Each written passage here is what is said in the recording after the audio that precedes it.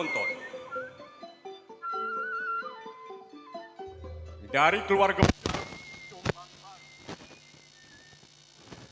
pada malam hari ini, sesuai permintaan oleh Bapak Panitia,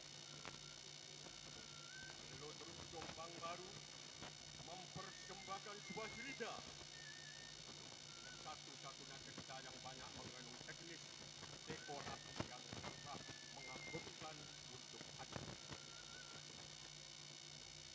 Dengan judulnya Maling Jalureng,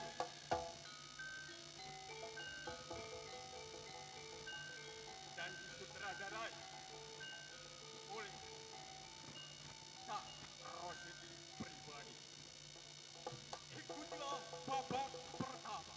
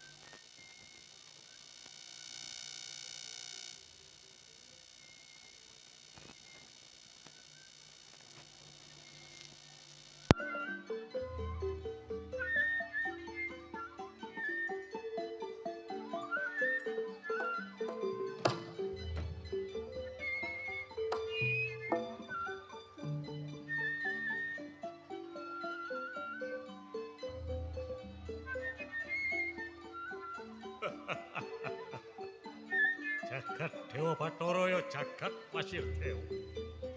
Ya kene siswaku kaloro iki nurut manut apa sing dadi wejanganku. Tak kokon tapa teteki nek Depok Cemara Sewu kene manut apa sing dadi omonganku.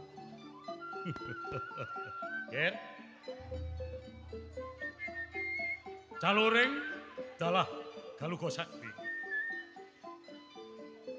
Iki wis titiwancine, kowe wis titiwancine tapamu kudu wedhar. Kudu gugur dina iki. Amarga Gusti Kang Akara Jagat iki wis menehi apa sing dadi kekarepanmu sekolah. Ger, Jalureng uga Galuga Sakti. Gugur Ger.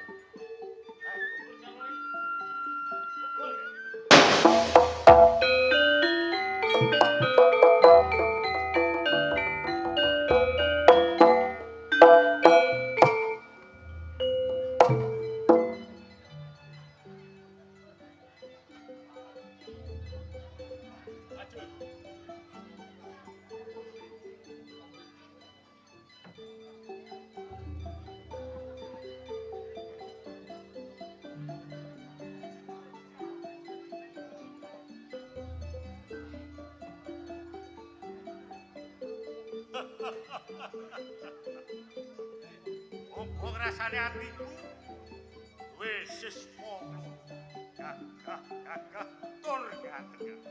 Inggih Bapak. Ger Jalureng dalah Galuga Sakti. Iki dina kowe sak loro wis titiwancine gugur oleh buta. Gusti Kang Akara Jagat iki wis menehi waktu sliramu kula. Jalureng maju ya. Maju.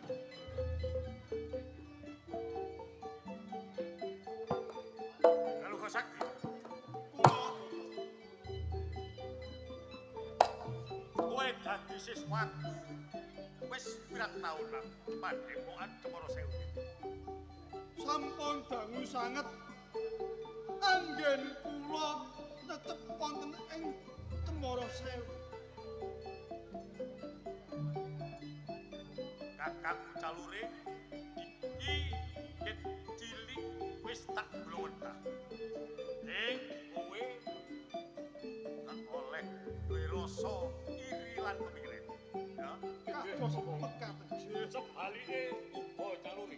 Inggih kasih yang dawuh Bobo. Iki wis kabeh iki wis tak pikir secara genah. Bakal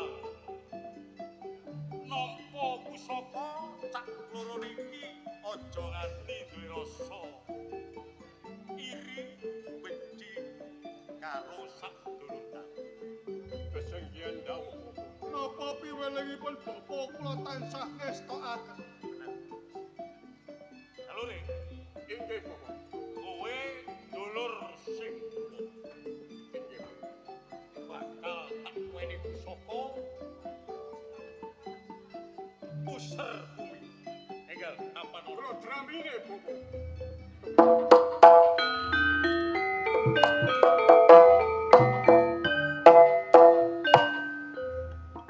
Apa semangkal.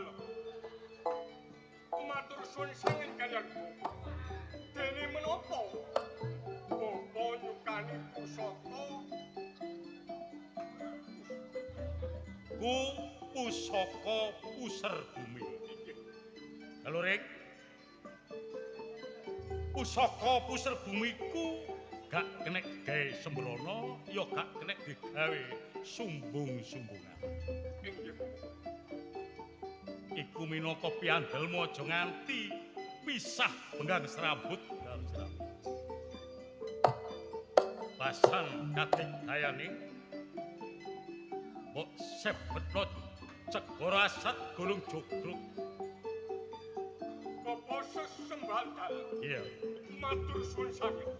Menapa engkas dados welinge Bobo sampun kula ugi. iya. Sebalike Gal. Kowe Galuga, Nggih kula.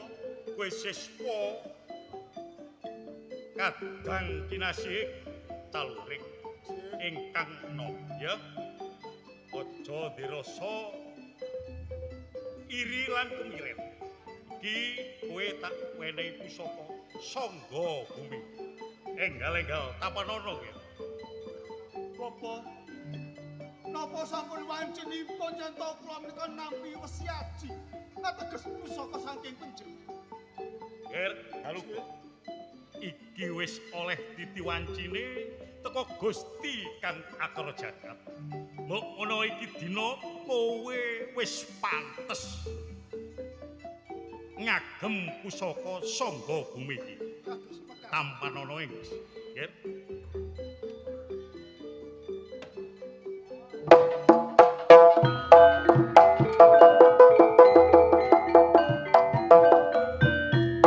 Bapa, Nggih.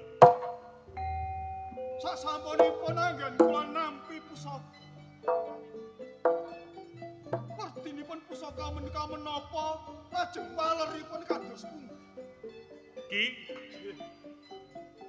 Galuga Sakti. Kula Eling dan eling kowe wis ngagem pusaka sangga bumi aja nganti benggang serambut padha karo kakangmu kakangmu tuwa Calurik. Pasan gunung jogrok segara asat awakmu iso ilang basan padha karo pusakane kakangmu Calurik liwat soroti lampu. kados. Ya. Kula tansah ngestakaken dawuh napa kados wejanganipun Bapa. Ki aku meling sekaru siswaku sing tak golo-golo. Eling dan eling aja nganti duwe sifat adigang adigung adigun. Sapa sira sapa isun masya awakmu sing kloron dadi wong sakti dik daya kuwasa dik wali dik dak tegas tapak paline pandhe sisane guren. Basan awak unyi miber tapolar mencolot tanpa sinten. Ning iki ana bebasan Suradira Jaya ningrat lebur dening pangastuti. Eling-eling, Ger.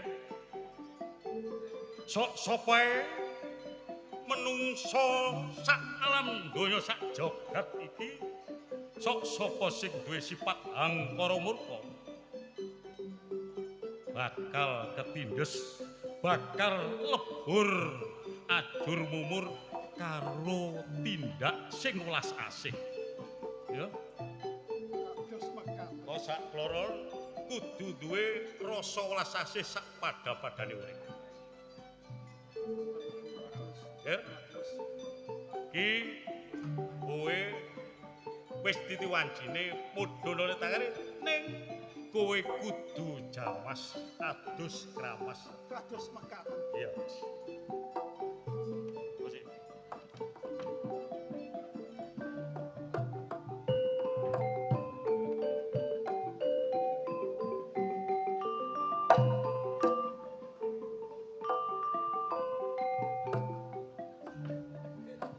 jalure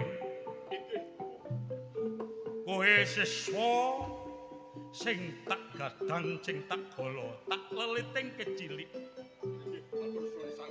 cek rikala semono jiwa ragamu kira-kira umur 2 taun kowe tak gonak Depok Cemara Sewu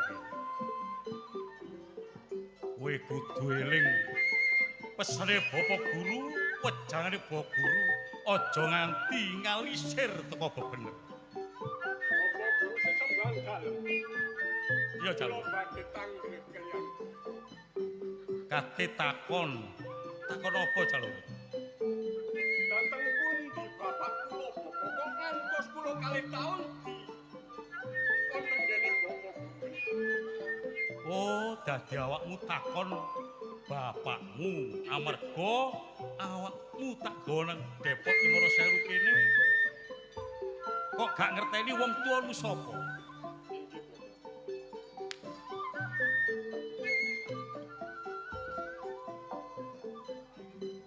Alure Inggih Bapak.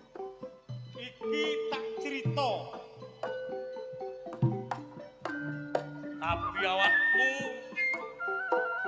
tak jaluk aja nganti duwe babagan hangkara sifatmu aja nganti duwe rasa sirik karo aku iki aku tak crita apa anane crita iki Inggih Bapak. bloko crita nang awakmu Dik rikala sepana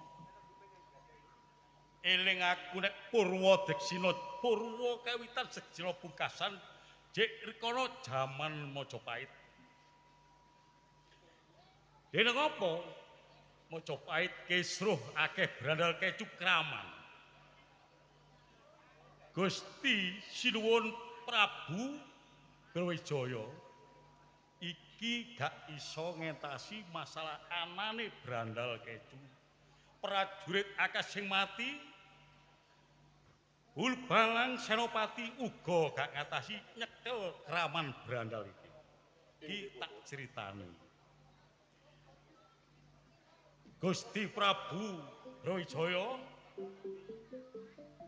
duwe patembaya duwe sayembara sok sapa ae sing iso nyekel sing iso ngamanno tlatah Majapahit bakal diganjar perdikan utawa padepokan Lajeng Bapak. aku iso ngatasi ana brandal kecu sakmono kae iki aku sing ngeboni patembaya ya gurumu sapu jagat iki ngleboni patembaya ana ning kraman iku lah delalah kersane Gusti kang akara jagat kaget aku ndelok kahanan kraman kaya ngono Inggih Bapak. brandal kecu iki tak cekel tanding Pancakara Bandalapati akhire brandal iku mang ketuai brandal tumekane pati ngono nah saking gagete ana ngatiku gak ngerti nek brandal iku mang jek dulurku dhewe tunggal guru ngono Sinten menika Bapak? Kakang Brajajati. Akhire aku nyekel gak ngerti tanding Pancakara Bayapati. Kakang Brajajati ku tumekane pati. Brajajati menika sinten Bapak? Lah, iki tak tutukne cerita iki, tapi tak jaluk awakmu kudu jembar segaramu. Inggih Bapak. Aja duwe rasa dendam karo sapa ae. Nah, Brajajati ku akhire adu tose baling jeprot kolik karo aku tumakane pati. Ninggal anak sik cilik umur 2 taun. Tak gawa nang pedhepokan iki cemara sewu kene ya iku garuk maneh ya awakmu Jaluring. Bapak Guru.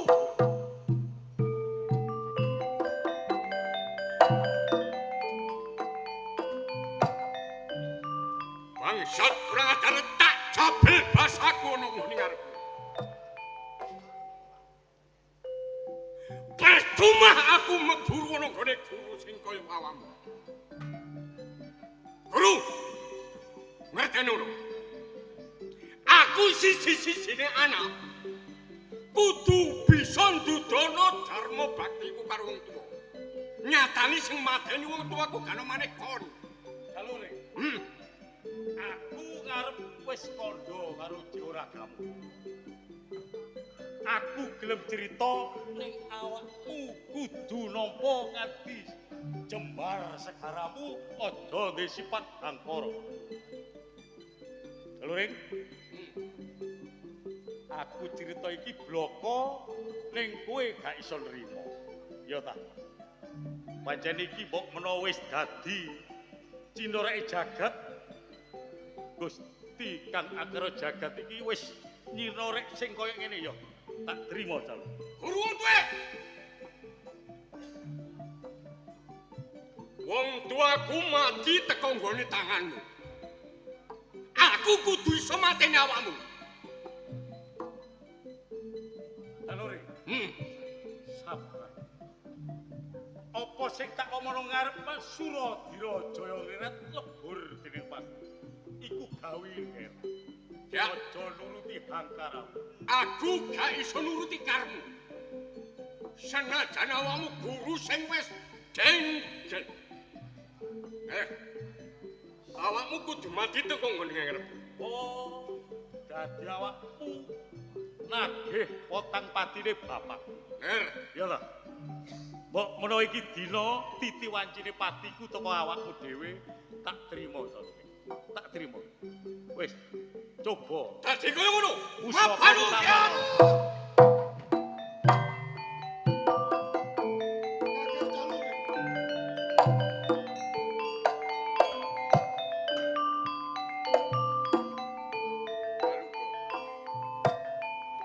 Ojo melu babagan iki. Ngerteni ngono?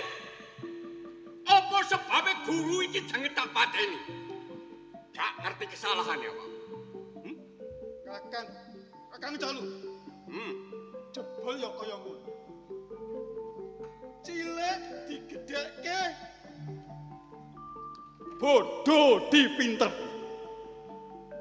Sakwise Kakang Jaluring wis rumangsa pinter.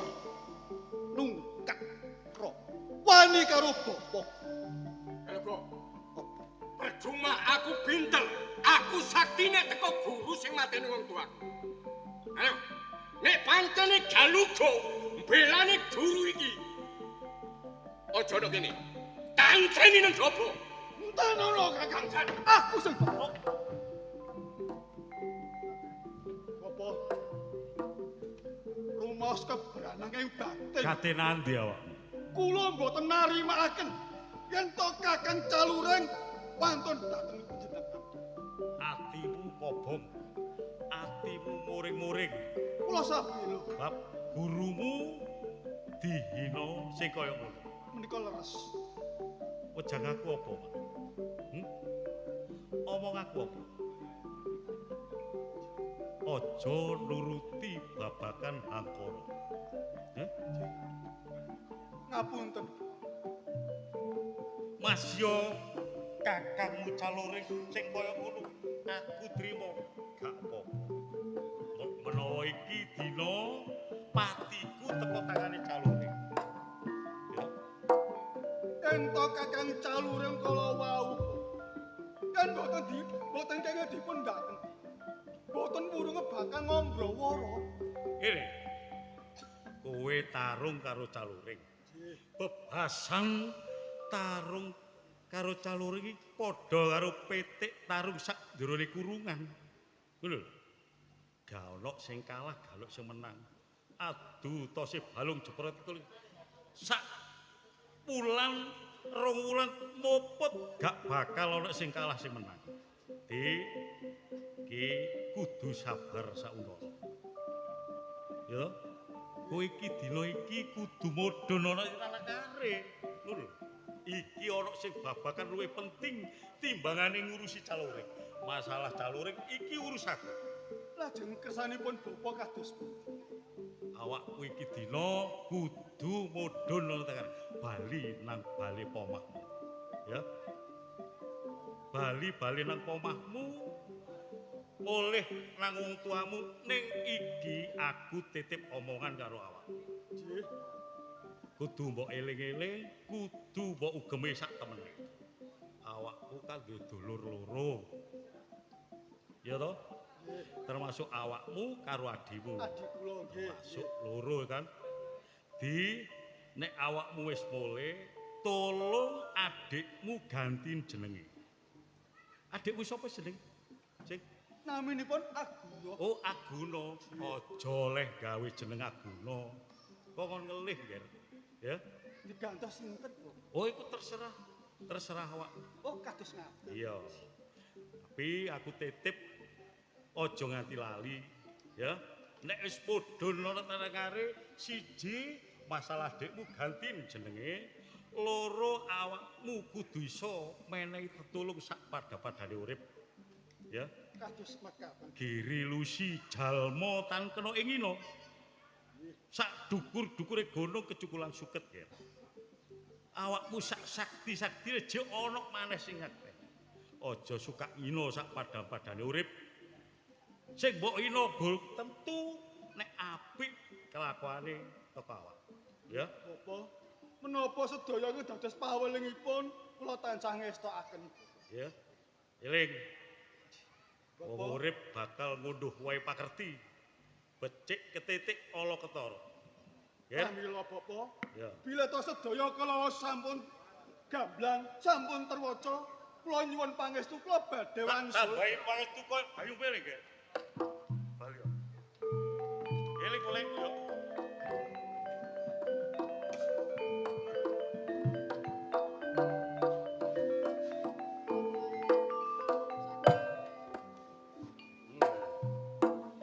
Kok ana kedadean sih kaya ngene.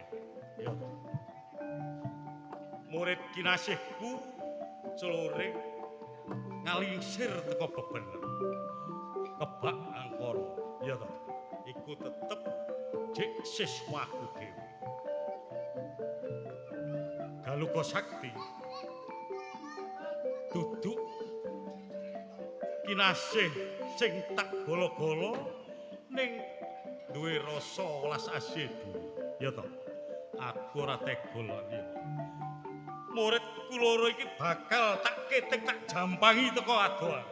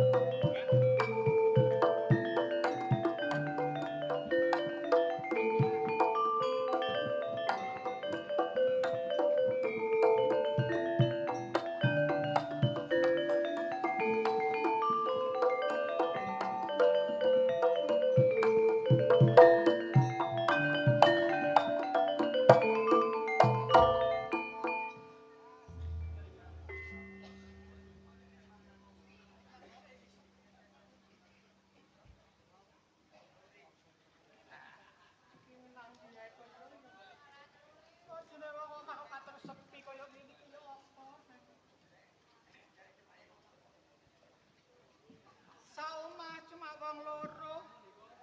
Aku karo anakku Aguna. Jane aku yo mesakno lek nyawang anakku Aguna. Penggane golek kayu yaiku supaya mbok niki iso mangan. Tapi aku yo kebangetan karo anakku Kaliko Sakti. Pirang-pirangane sasi kok gak ketok mulih kula yo apa senan. Aku gak krasa kalih simbok iki ngarep-ngarep karo sliramu nah. Apa-apa lho jenenge wong anak loro. Simbok kancane menduk. Tapi yo ora apa-apa. Aku nopi anakku sing tak domo-domo yaiku anakku jenenge Aguna. Ya apa maneh? Arep penggane nang alas golek kayu. Iku mupakara golekno mangan bokne. Iya muga-muga anakku.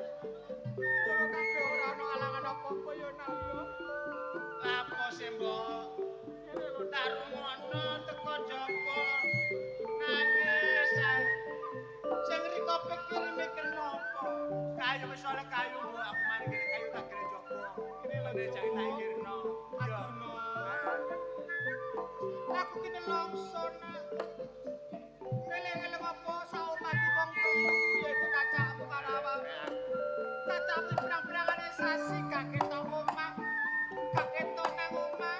Gak ketok sibuk. Yo nelongso nak. Ngene lho, Mbok. Cacatku. Ilmu. Tak ibaratno kendi jurung mbok kayune. Ngono lho, Mbok. Tapi apa yo dhek iku ora ngerti. Apa ora krasa lek simbok niki ngarep-ngarep tekane kapan ngono lho, Cung. Mangono. Yo sing sabar, Mbok. Nah nek sampean bendina nangis, terus aku dhewe lho kudu melu nangis, Mbok. Ya wis ayo dilakoni.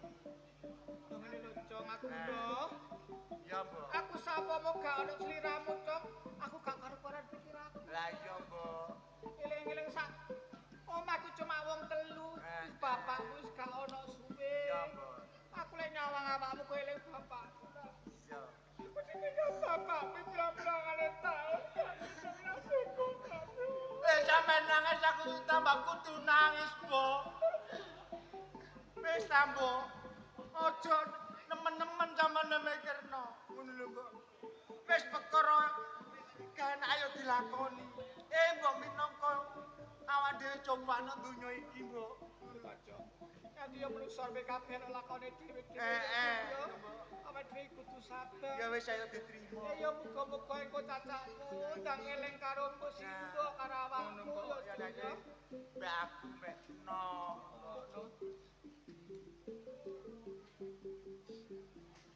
Kono prenjak-jak iki apa ana tamu tanah iki nah. Ayo. Kene.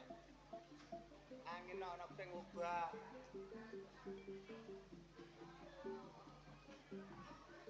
Ngene saumpama aku gak nunggoni mbok terus piye? Aku minangka gandengan urip. Tak riwangi ndeleng kayu. Perune kanggo mangan wong loro. Mangane ngenteni mari dodol kayu. Esuk budal nang alas. Alah. Kita Iya, Mbok. Apa, Mbok? manuk aku abra iki ono apa? Oh, be arep ana daya. Kak, kok nang ambune kono lho, kok nek nang metu iku nang kono kok kebake kodhok-kodhok kae. Oh, iya, Mbok. Si Mbak kaya pengen kopi. Wis aja sedih-sedih, Mbok. Soale kopi emang jek pahit kopine soale kurang legi.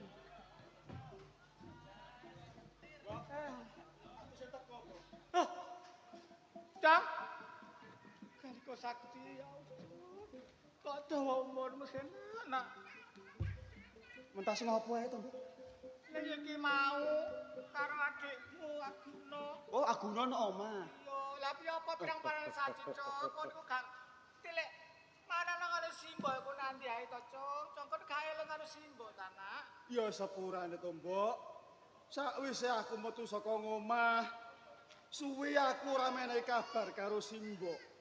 Ya mergo ana ing Cemara Sewu iku mung akeh panggawean sing bakal ndak ayahi ngono lho, Mbok. Oh, dadi nek guru Cemara Sewu ki akeh penggawean ta. Pancene bener, Mbok. Tak kabeh ana ing jero omah kene kak padha seger waras kabeh to, Mbok. Ya wis pendongamu, Nak. Wong tuwa ki cuma sapa mungkin mawon wong loro. Ya oleh pendongamu gak ana alangan apa-apa. Ya rumangsa seneng banget, Mbok. Dene apa-apa maneh adikku si Aguna ya ora nakal. Manut pituture karo Simbok. Ya saumpama iku aku nakal, mentagene atine Simbok, Nak. Ya ngene. Adikmu guna kaya ngono kuwi, bocah ya rada ndos ngono dene iki ya iku lho, Nak. Ya ngene lho, Mbok. Sakwise aku bali ana ing omah kene iki mau sepisan aku kangen karo Simbok karo adikku. Iya wis ana bener nih lawamu kan karo Simbok. Kaping pindhone, Mbok, iki mau aku oleh titip peling saka Bapak Guru. Sing ditujokake karo adikku Adiguna. Ono apa to, Nak? Guna. Ngene lho, Mbok. Dina iki yen bisa adikku jenenge dikongkon ganti, Mbok. Adikmu dikongkon ganti jeneng. Pancene bener. Lah maksudnya iku ya apa sih, Nak? Ngene lho, Mbok. Yen nitik saka kandhaning Bapak Guru. Sawetara iki kanggo srana supaya keluarga nang omah kene iki ben ora ana alangan apa-apa, Mbok.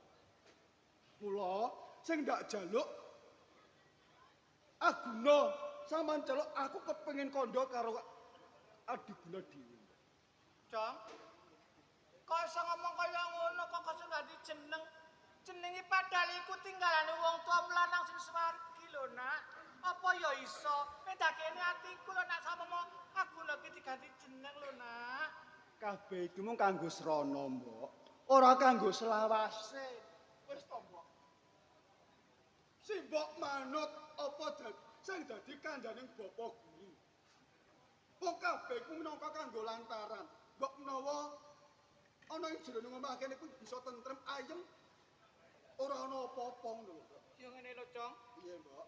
Ya aku tak pasaran nang adikku ae Purbawasesa tak pasaran nang adikmu wae. Kaya ngono. Gelem apa gak karek ngono lho, Nak ya. Wis golekne. Nak. Jong. Iki aku teko kakakmu.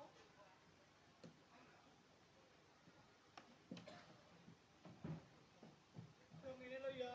Sapa adikmu kok lek wong gak gelem dikane jeneng ya aja muring-muring lho. Nak ngesana adikmu, kan adikmu ki mendho. Apa, Mbok?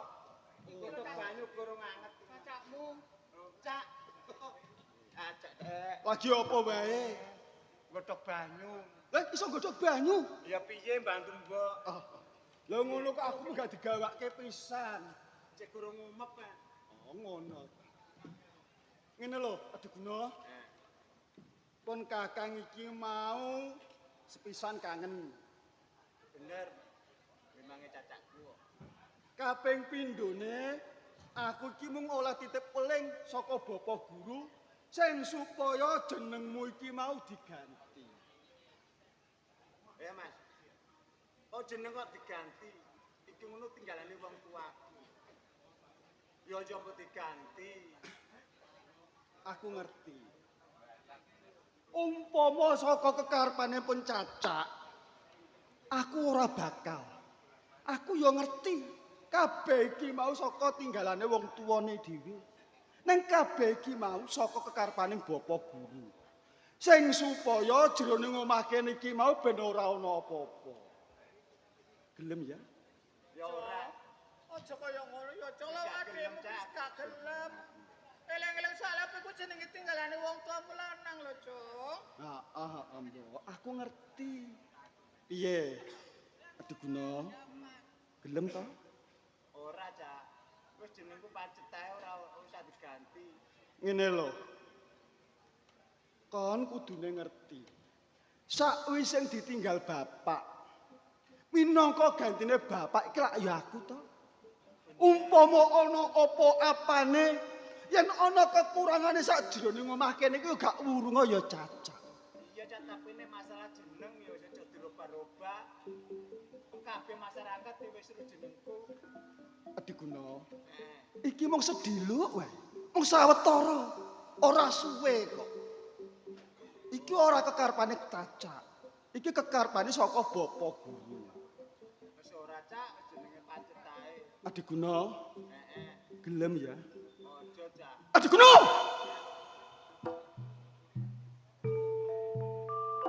Sabar ya, Cok. Kurang sabareng piye? Kon kudu ngerti.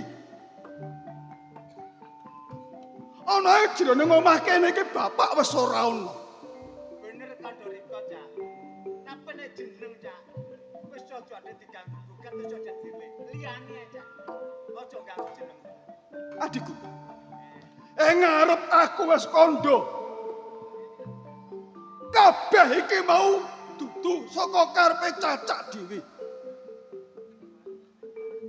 Yen to jenengmu diganti iki mau minangka kanggo srana. Jroning omah kene iki ben ora ana apa-apa. Kini yo kowe kok angel. Kon iku wis gedhe. Kudune bisa mikir. Wis ora, Cak. Wis jenengku pancet ae, Cak, ora diganti wis. Mbok, Iya, Cok. sepisan iki aku njaluk tulung karo Simbok. Aku sampean rewang-rewangi bujuk marang si Adiguna supaya jenenge bisa diganti. Tapi apa maneh, Cok? Wong adekku ya ora gelem. Eling-eling adekku ki jenenge adekku ki ya ketinggalane wong tuamu lanang. Apa ya aku tegel arepe ngomong ngono kok ya geleng-eling apa anakku lho, Cok iki. Iku ya adekku. Ngono lho, Cok. Gak usah sabar wae, Cok ya. Yen ngono Simbok mbelani karo Adi. Belani karo Adiguna. Ya, Belani, Cok. ora apa-apa, Mbok. Yen Simbok belani aku trima. Nang Simbok kudu eling. Apa sing dadi tembungku sing kene? Bebasan, Mbok. Dadi godhong aku aja mbok suwek. Dadi banyu aku aja mbok ciduk. Cok, kaya ngono, Cok. Kaya ngono teko karo wong tuwa tenan. Piye lho, Cak? Mo. Pikirane Cacak kok sama kaku koyo ngono. Cacakmu kaya ngono laguane ya sabar ya, Cok ya. Iya, Mbok. Ya wis ngene wae. Ora yo ki panggah cacakku ya iku ya anakku. Heeh. Donga dinonga wae Iya. muga-muga cacakmu gak apa-apa ya nak. Iya, bener, Kandang. Ayo, ditunggu ya, Cak ya.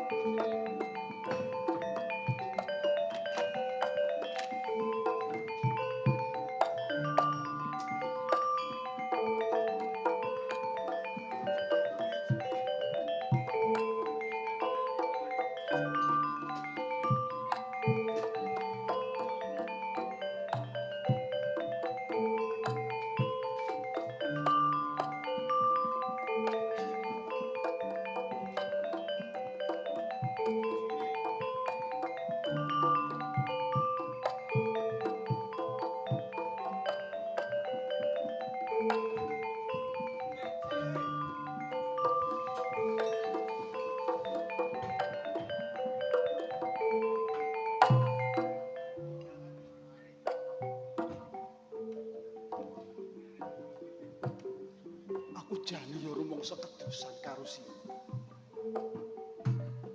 Kini aku ngucap sing kaya Kakang Calur. Suwe ra ketemu.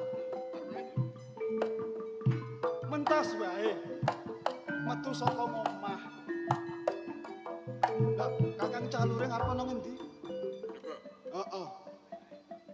Eling. Bapak Guru.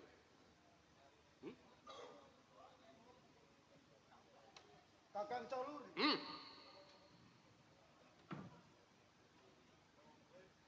Kok sampean kondo sing kaya ngono tegese yo Galugo. Ditentokno ana nggone papan kene. Nek pancen Galugo sing mbelani guru sing gentong umus iki. Kakang Caluri.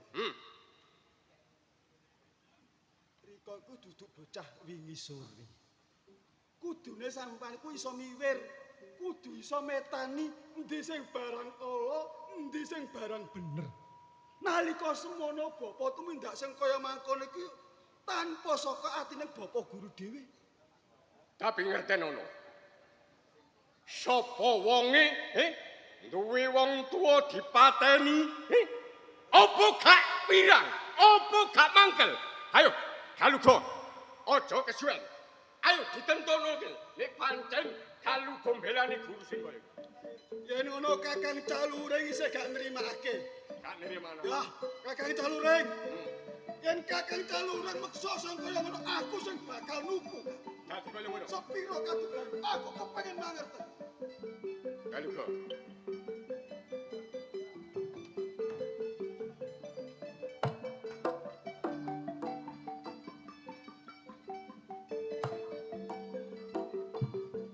Jajal. Apanu? Tak mbayajiku. Jak temekane pati. Api.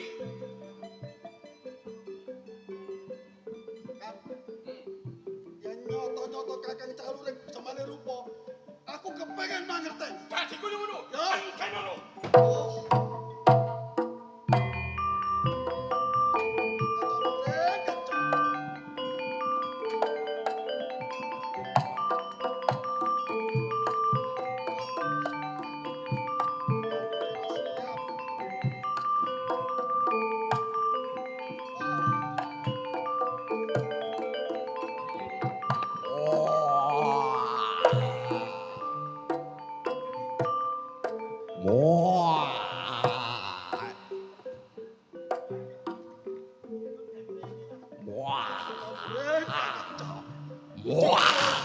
Sultan sawijining kewan macan. Apa kira-kira dhewe sing Oh, maju kanthi legane ngati.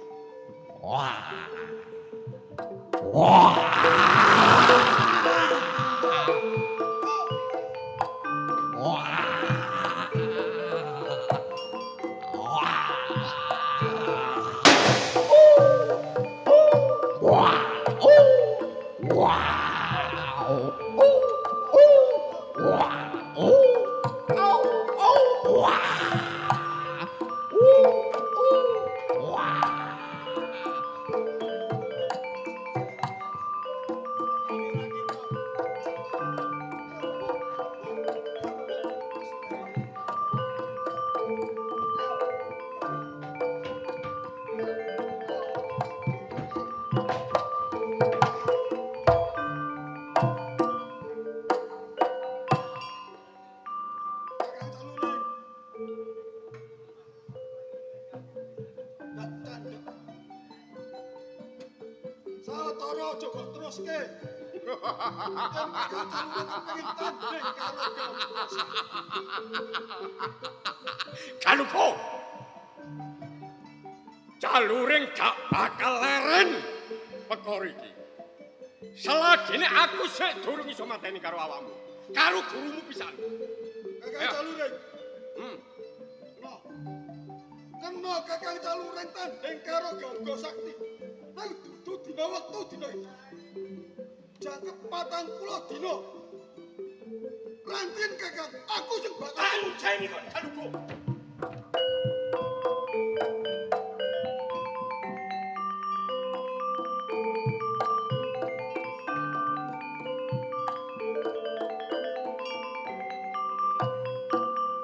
Galugo ngumbar swara sing kaya ngono.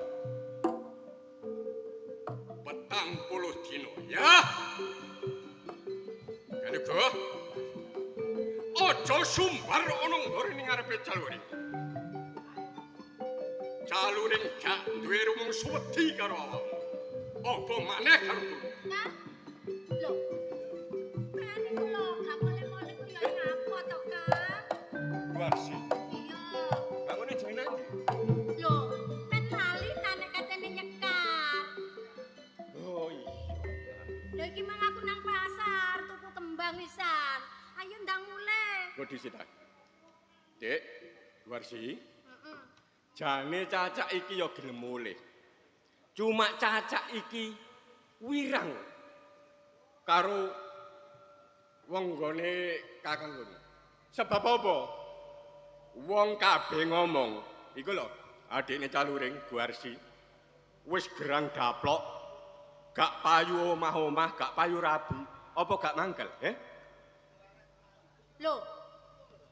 Ya apa sih, Kang? Sampai niku lho wong dulure ayune kaya ngene kok ora payu rabi ki piye to ya? Lah kok gak payu wong gerange kaya ngono kok gak payu.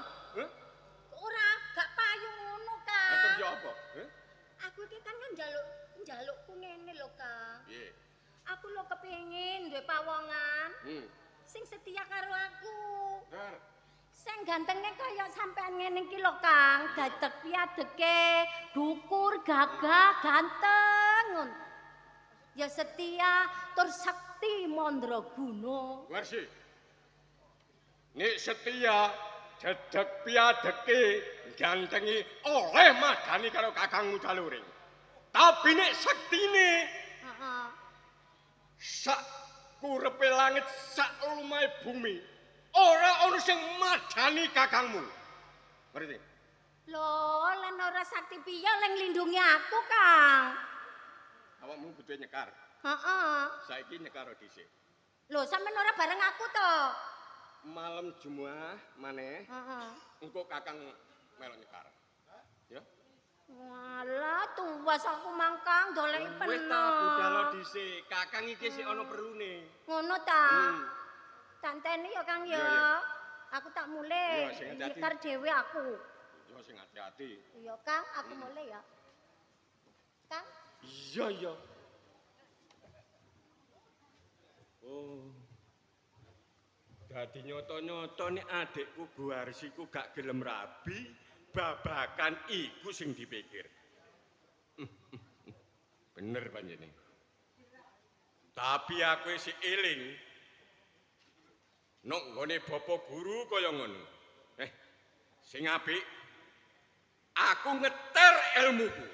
Tak colongi aneh ora.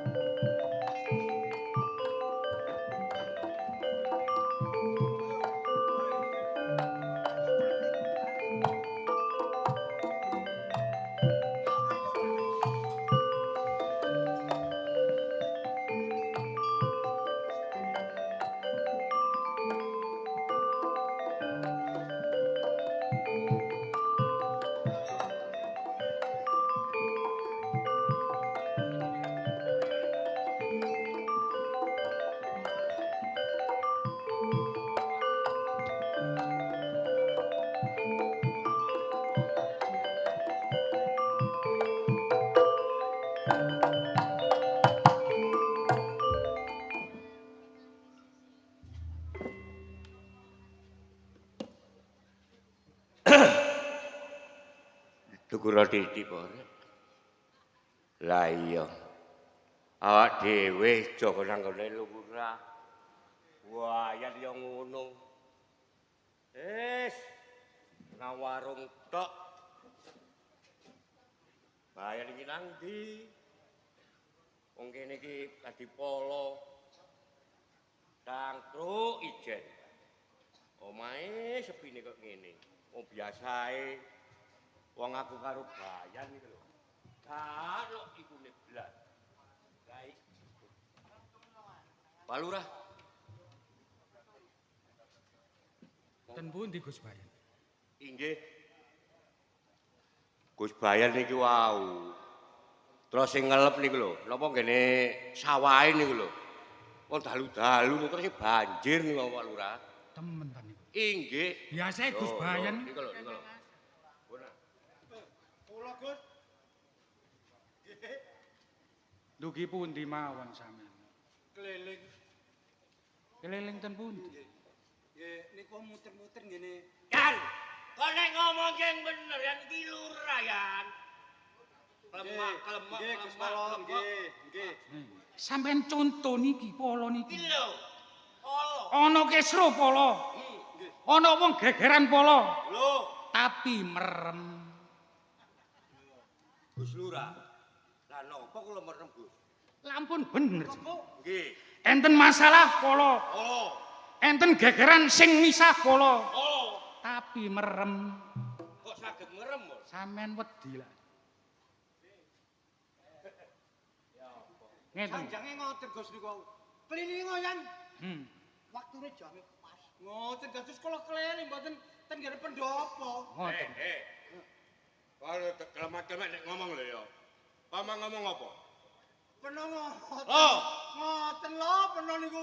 Wis ta Kang Polo, Kang Bayan aja Nggih. tukaran. Wah, iki kae ngomong. Tukaran ae. Wis biasa. Nek Kang Polo karo Kang Bayan kumpul tadi situ. Wis ngene iki penggawean. Ayo Kang Lurah, tukaran. Nek kok nek ngono tukaran. Ayo. Tukaran terus apa sing Kang Polo ambek Kang Bayan niku. Bune. Iya, Kang Lurah. Anake dhewe mau nang.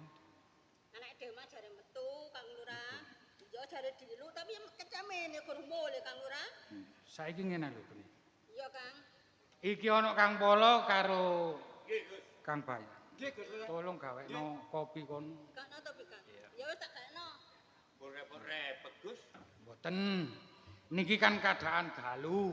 Nggih, nggih Gus. Yoga kula niku biasane yamenten niki pun wangsul. Ngoten. Nggih, nggih, nggih. Ini ngantos yamenten kok dereng wangsul. Sampeyan semerep. Ten pundi? Aja mandak-manduk tok rutag gak titil ngono ya. Pancet ae. Lah sampeyan ngomong jare aku keliling darak kulon. Kula ne tak keliling polo. Terus wedhus silang kaya apa? Lah. Omongane. Kang Polo ambek Kang Bayan aja tukaran ae. Sing penting ngene lho Kang Lurah. Awan dhewe istirahat, Bapak Kang Bayan ambek Kang Polo cek oke ngene lho Kang. Kang. Nggih, niku tanggungan kula pun. Ya wis, sampeyan resik-resik kopi ini mau dekeken nang gone sairingane omah iku. Yo gur umep Kang, cek tak Iya. kodhokno iku mang. Ya wis. Sampeyan non sih. Kok dolen. Dolen kok sampe yamene sendok, Nduk. Mau lho reunian mbek kancaku. Nek dolen iku ora wayah, Nduk. Awakmu arek wedok, ngono lho, Nduk. Rungokno nek ibumu ngomong iku rungokno. Ya wis Kang, nek tiga contoh sik Lah Kang. iya. Anake lurah kok mulai bengi-bengi ngono. Ya wis nang diterno ngono kok ojol maneh. Ya, Wis tak tenang tenanan kamar. ya. Nih. Ayo. Ngene Kang Polo karo Kang Bayan bisa. Nggih, Gus Lurah. Nggih. Sarene desa iki lho. Sakjane ngono kan ya wis gemari palo jinawe. Penduduk iki wis padha tentrem kabeh. Nggih. Tapi sing dadi nyala wedi. Wingi bengi aku iki ngipi. Ngipi napa, Gus? Ana sak jerone kelurahan kene iki. Iki kok ketiban banjir ini sakmono gedhe. Bayan. Nek ampun ngoten Gus, hitungane niku mun cetok. Sing kon maksud Banjir niku nggih. Nek ampun nglandhat toya niki napa mawon katut, Gus. Nggih. ngoten. Nggih. Tapi Napa? ana sak jerone ipen sing katut banjir iku duduk para penduduk. Tapi anakku wedok. Lho. Ya apa lho hitungane lho? Yan. Yan. Iki gak guyon lho ipene Gus Lurah iki lho. Nggih, nggih. Yo. Nggih. Masalah sing dipekno anake ya. Nggih. Ya napa Gus? Niku Gus? Ngene. Lah, Nggih. kula tanglet malih. Heeh. Jam pinten ngipine? Waduh. Iku sing dadi perkara. Nggih. Ajame mati. Soale senten Cuman nggih. Nggih. aku kok krungu pitik kloro, tapi sepisan. Apa gak iki wis para esuk? Titiyane gandayane puspa tajem. Nah, iku hitungane lho. Lah iya kok dungane kok teges kon Mang Yan. Bapak gak ngono wong aku kok. Lho ya. Ngene. Nggih, nggih. Antarane Kang Polo karo Gus Bayan. Nggih. Aku njaluk tulung bengi iki. Sampeyan kudu cegalek aja sampe ana kejadian sing nyolowedi. Ngoten ya Gus Lurah. nggih, Nggih. nggih. Pun Perkara kopi ibumu wis tak kongkon gawe. beres pun. Nggih. Hah, ewang anu cegalek Ngoten ya. aku tak ngenteni karo ngasuh meneh Nggih, ana nggih. rapat ana Nggih. sak jroning kecamatan kono aku cek gak pegel. Nggih, Mun. Serahkan kali polo, Mun. Serahkan kali polo. Tapi Nggih. aku njaluk tulung karo. Nggih, nggih. Aja gegeran. Oh, mboten, mboten. Ya. Ya wis tak tinggal. Nggih, monggo. Rungokno kupingmu. Kudu ora ngomong apa iki, Mang. Jane lho aku nek pewethuk awakmu ngono jane wis. Ya lah. Apa Lho. Pancet ae kono. Ngarepe Gus Lurah. Kulo niki sing wis Kondo tak beres kondo. beres ae lho. Lho, ya iki lho. Apa? Saiki ngene, Yo. keadaan bengi. Lah Lak ngantuk ah. iya. Carane dibagi. Oh, aku ngerti. Ah, iya. Ngerti ngene Yan. Heeh. Iki wis bengi. Ya, Lampu meli-meli, ya, aku turu dhilik, ya. jogon. Ya. Engko nek aku melek, aku tak jogo. Bener ah? Ngono ta? Ya iya. Ya setuju. Lho sik. Kok gak enak ngono. Kok iso ngomong gak enak? Sik balanan sik, balen. Nek aku turu, Ya nek kena turu, aku jogon. aku jaga, ya. Nek kon turu, aku tak ke. Ya apa? Kok gak enak. Enak ya? Wis adil wis. Ngene lho carane, Mas. Ya Tak apa? kaya Ya aku apa? wae. Ya. Engko nek peno sing melek, Ya. aku sing turu. Heeh. Lah nek peno sing turu, Ya. aku sing melok bubuk. Lho. Foto-foto lah. Wis Cari, ayo. Eh, iki ne tak paterane dhisik. Eh? Lampune lho cedak bawon kare koyo ngene. Sekakele kan nang kono sih. Lho perjanjiane. Ya apa? Engko nek ana jago kluruk, Heeh. peno sing turu. Ngono ya. Iya. Nek ana jago, Kluruk, kluruk, peno turu. terus Engko nek ana wedhus, bek. Aku turu. Lho. Lah kok turu tok sih lho. Wis aja akeh ngomong, Yan. Lah, Sekakele. lampune. Sekali paterno Ya. tak iki sik. Tenang. Ya. Ya Allah, wis kok. Kok bulak lho? Peno lho sing ngongkon. Bulak. Paidu Gus Lurah. Ora, lurah iki pas ora karo bapak. Ono. Lho, terus nek ini lampune ngene iki terus ngene aku ya terusan.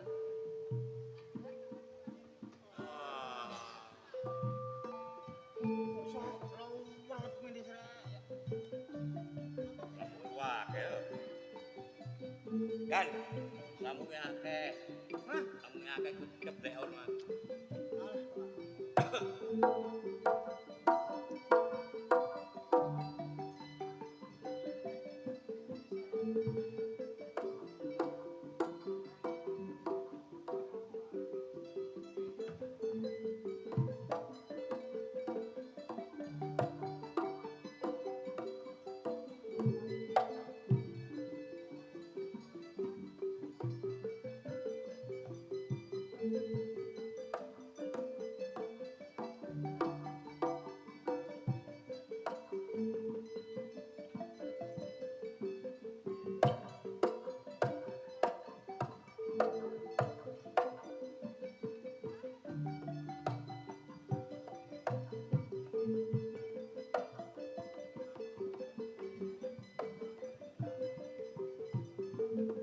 Kan. Ono nang kon turu. Lapon gawa iku lho. Iki nggonku. Lapon gawa iki lho. Lah apa yo? Lho. Iku nggonku. Aku sing gawa polo. Napa kon gawe? Nggih, Peno gak lali ta? lali. Penuncang rene balik. Ora. Wes kono mesti garai terus. Ojo ate pola-pola lho ya.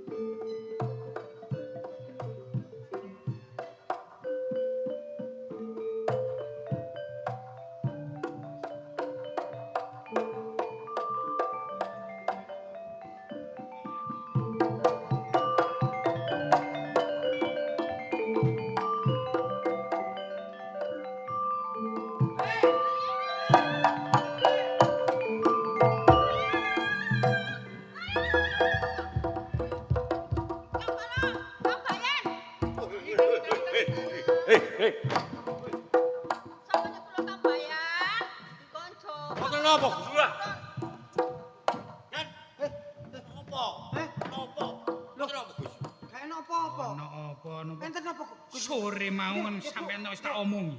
Nggih, Bu. Enten apa? Bengi iki aku njaluk tulung, ojo sampe keteliet. Tapi nyatane sampean gak ngerti. Nek anakku dinane iki gak ono kamare. Lho. Ning boten wonten. Gak ono. Lorian, Burian. Lorian. Ono ya. Nggih, takon kemule tok Gus Ora. Nggih. Ora, ya apa iki Kang Ura? Nek ngono cocok karo ipenku iki. Sampeyan ki mangipi apa sih, Kang? Ana desa Majareja kene iki keterak banjir sing sakmono gedhe. Ya. Tapi sing kegawa banyu gak ono meneh anakmu wedok. Lho, niki ten gandenge kali ipane Gus Lurah niki. Nah, Bu, sampeyan nggih. kon jaga Kang Bayan. Kang Nggih, Lolo, masa Ancane mboten kados sabene niki Gus Lurah. Saiki Mripat apa? kula mboten kena diremaken iki. Niki wong disirep ngoten lho, Gus. Niki Gus, kula Gus. Nek ngono maling iki duduk wong sing sembarangan. Nggih. Awakmu apa gak krungu? Klesike omong utawa unine petik sing tengerane mlebune maling sing. Nggih. Piye Yan? Ya delok ono sing Kang Polo, Kang Bayan. Sampeyan sing kudu tanggung jawab Kang Bayan, Kang Polo. Yan. Iki anak Gus Lurah. Elek api disana dhewe. Ono ilang iki. Ya apa iki? Lah iki. Lah iki kok wae. Ngene. Ancene aku mau rondok krungu kupingku. Heeh. Jarine malinge. Takoni malinge sancene. Ya. Ayo. Desa kene nek kurang percaya. Iki lho, cekelen. Maling nyolong telo. Lho, Sampeyan Kang Bayan. nggih. Mosok maling ngono. Ojo celometan. Ngoten ya Gus. Lurah. Babakan iki gak kena digawe guyon. Kun gak krungu ta? Ora. Lho. Ora. Kenong ya ana Kangkung. Iki loro telu sing nolong galuk maneh. Sapa Kang Polo? Paling Heh? Sampeyan iku rondo. Nek ngono, Nggih. wis aja paken kesuwen. Ngene sampean tungone omah kene. ya. Pumpung gorong ado maling iki. Ngoten Agus. Ayo digoleki. Ayo. Pumpung gorong ado. Nggih, kae. Sampeyan ono omah. Kang Polo delok ono.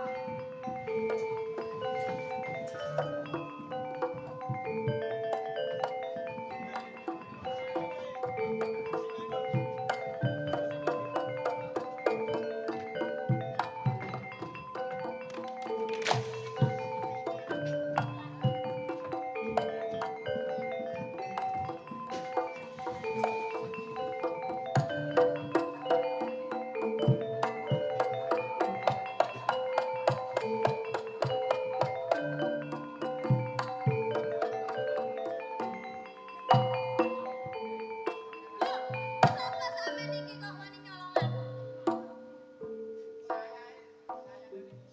Lastri, Ya. ngerteni? Apa sebabe awakmu tak colong? Aku duwe rumangsa seneng karo awakmu. Senajan awakmu isih cilik, Saluring induweni rumoso seneng karo Wawa. Ayo, ladenone ya. Aku ora gelem. Gelem tegak. Gelem tegak. Aja ngenteni aku murung-murung lho ya. Patri. Gelem laden tegak. Mumpung durung konangan karo wong Ngajareja. Arek Sulastri iki tak lebono Kanjeng Gelung. Yap.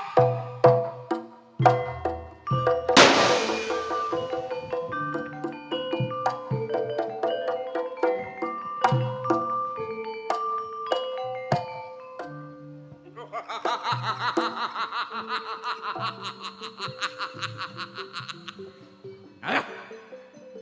Nek kaya ngene. Gak bakal ngerteni wong Majareja kabeh.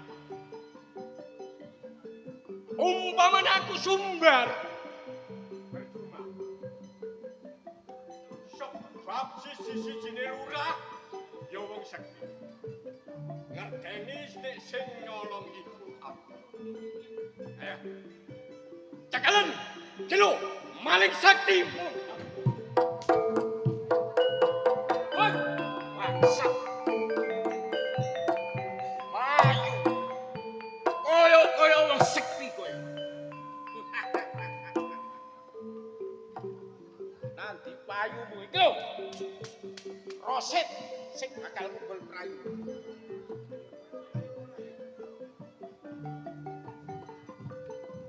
Senyapkan aku, Den. Ayo. Loh, Gus.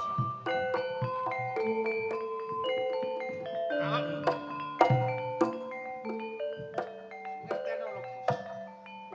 Iki mau ono maling tak uber. Wes. Ngerteni awakmu nek ndok kene iki mau ana maling sing payu. Gak ono maneh. Tak mayu sing banter wis. Ngerti? Sopo sing Jenenge malinge iku Sumbar. Iki lho. Aguna ngono ae. maling Aguna? Heeh. Yan, Nggih. karo Kang Kolo bisa. Nggih, Kang Lurah. Ana desa kene iki Nggih. sapa sing jenenge Aguna? Oh, Gus Lurah, nyun sewu. Aguna iku gayane sing kenal. Bener ya? Yan. Lho. Yan. Soale aku ro awak mbulet karo mboke.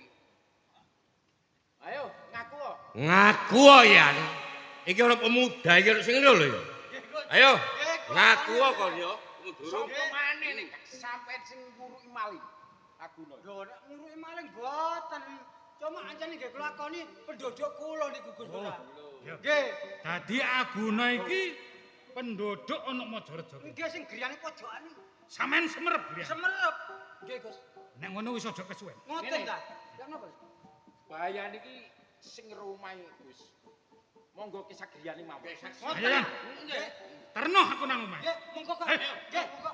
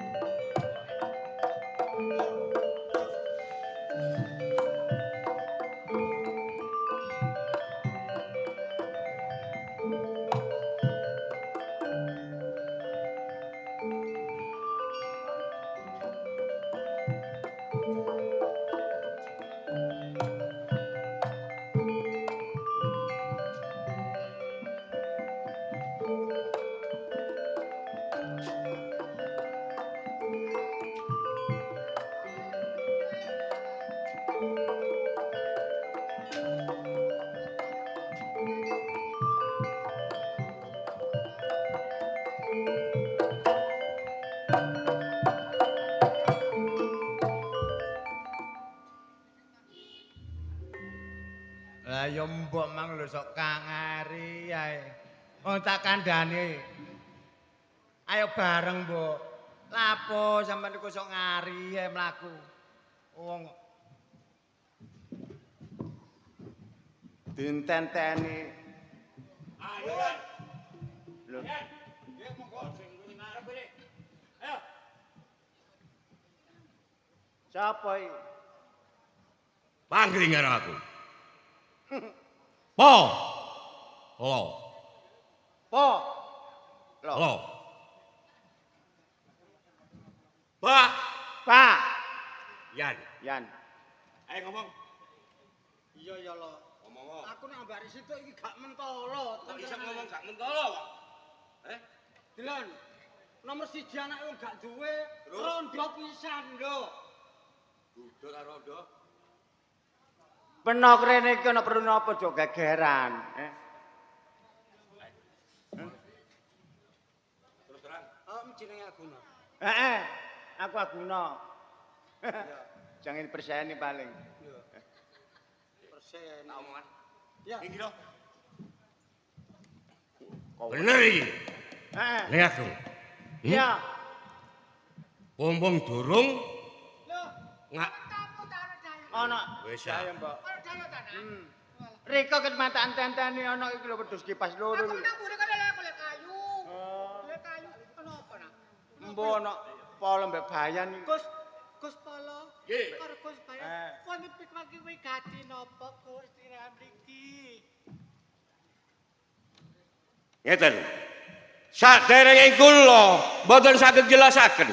Nggih ya. Dadi dijelasaken kalih niki bayan niki. Apa? Terus memang suarane banter. Ayo ngomong lo. Yan, langsung sik. Gati napa nyine nganteng kelompok kula niki lho, Gus. Nggih. Cek ditangleti kalih bayan dhisik. Ngene mboten ngaku. Sampeyan kula dugang-dugang. Ngomong lan. Gus Bayan. Jenengan nanten gati napa teng griya kula? Le, Ah, aku takut karo wong yo. takok aku. Aja atik belit-belit aja atik di goroi. Ora. Bloko situ ae. Engko cek gampang. Jam 2 bengi kan awakmu metu. Aku metu. Yo, ya apa lo? Gua boleh tak gorok. Ayo. Aduh, gak ngono sih. Wong takok masalah metu. Aja nek aku metu jam 2 bengi. Dole apa kan metu? Lha nyolong pencete Pak Lurah. Wong arek luru Jan. pencet yo. Sing teman. Ana pencete Pak Lurah. Gorong-gorong aja ngono telepono iku. Ya. Takon ono Nggih, maneh. Gus Polo. Takon maneh. Awakmu luru pencet ae. Bener ya. Loh, ajane bener. Tok. Bener nek kon luru pencit mencolot. Percaya iki aku. Katik jeblong iki, Mang. Kurang titik iki. Kula titik. Ayan. Aguna. Sing rene gak aku tok le. Karo sapa? Iki Gus Lurah melok rene mulane. Awakmu ngomong bloko situ apa anane ya? Wis takon Gus Lurah. Ya wis iku ngomonge. Iya. Wis tak beberong ngene. Iki anak Gus Lurah ilang. Saiki. Lho, anak Gus Lurah ilang. Heeh. Lho. Ana apane iki kok sampean kok karane iki barang ngono jam 2 bengi barengan. Masalahe apa? Tak delok jam 4 iki. Jarine ndolek pencit. Bener? Ya, Iya, jam 2 nyolong pencit apa nyolong anak lurah? pencet. Ngaku wae. Pencet. Ya. Ngaku tak gak iki. Lho wis Licin lho ya niki yan. Bolak-balik peno iku lak aja moran tangan dhisik. Yo. Ditakoni temen arek iku iya tak gak ngono lho. Sabar lho, Gus. Wong anak kula niku lho wong ben-ben turu ambek Lho. aku. Kok iki polo. Sing dikerek karo lurah. Sampeyan ngaku ae anak lurah ilang. Lho, lah ilang niku nggih napa badhe sing anu niki kan mboten. Masalah bungku. Ayo. Ngaku. Senal aku niku. Lah Kon nyolong anak lurah tak gak? Ayo. Aja kejem-kejem. Kesabarane polo ilang lho, ya. Mumpung polo iki durung dipecat karo lurah. Yo. Aja plak-plak ambek wong wedok apa? Terus kake lha apa? Pemaling. Iya, ya ditakoni dhisik ngono lho karep iku. Lah nek ditakoni nek gak ngaku. Ayo. Lah terus pundi lek ngaku lho, Gus. Wong anakku lek mboten nyolong kok. Nggih namung nyolong pencite Pak Lurah. Ngaten lho, Gus. Peno mangatakok sih Gus Polo. Yo. Jawab sing jujur aja ati goro. Bener. Jam 2 metu. Metu. Metu. Tapi aku njopo pencet. Yo, sik. Iki ana Gus Lurah. Kon kate pencolat-pencolat omongmu. Dan ono kok. Lho, ya apa? Aku ngomong, aku rene karo Gus Lurah. Aku ngomong aja dibelit-belit ngene. Ora. Dadi apa anane ngono? Iku Gus Lurah lho. Iki sing jeneng aku. Oh, nggih leres kula. Lho. Oh, kemak-kemak ngomong karo sapa iki? Pak Lurah. Gus Lurah. Aku melok takon karo. Nggih, monggo. Kon selendi anak. Anak napa? Aku. Ojo kadik ngoroyak. Kula niki mboten goro, Pak Lurah. Aku ngerti. Ono siji loro sing nyolong anakku mun kejaba dapuran. Mboten, Gus. Wong anakku lho lebih ngaten griya kalih kula mesti enten mboten pundi-pundi. Wah! Sampeyan wis tuwa. Kudu iso nuturi anak. Nek sampeyan bondo kepingin duit bondo donya ora nang gone penkelurahan. Njaluk opo iki? Tapi terus pundi malih lho, Gus. Lho jeneng anak kula niku nggih mboten nyolong, mboten maling. Iku wis bandane. Nek maling gak ngaku iku wis bandane. Ngene. Senajan kon tak patenono wis jelas mati. Rungokno omongku sing kang bukasan. Nggih. Iso, ha iso, kon kudu iso nemokno anak. Cilike 3 dina, gedene 7 dina.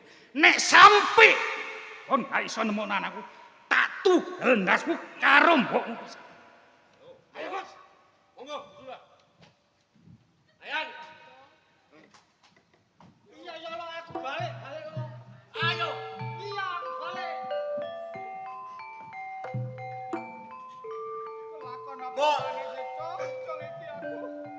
Aku kan mongso nyolong, Bu. Tapi Pak Lurah nuduh aku. Aku tidak tahu jawab. Delayana. Saumpama apa? Aku gak iso nyekel utawa gak iso nemokno anake. Bakal aku dipateni, Bu. Iki carane ya apa, Cok? Prit? Iya, Tam. Memangnya aku temen-temen ora nglakon ora berbuat ala. Mbok, Ya, Gus. peno sing sabar.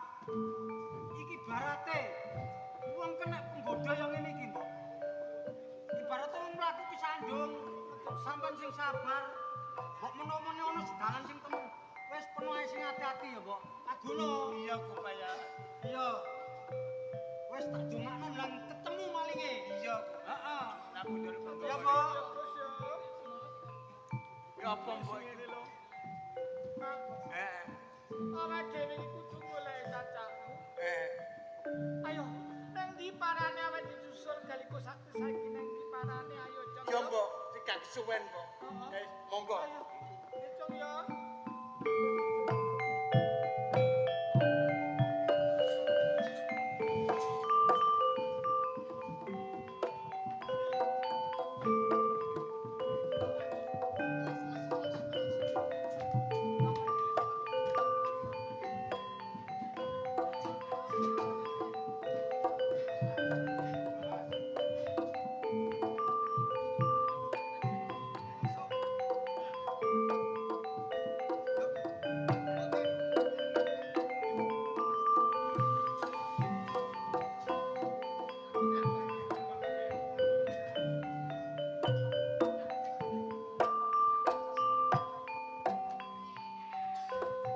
Ayo, Cok. Pal darah kene, Cok. Iki koyo guwane koyo ku.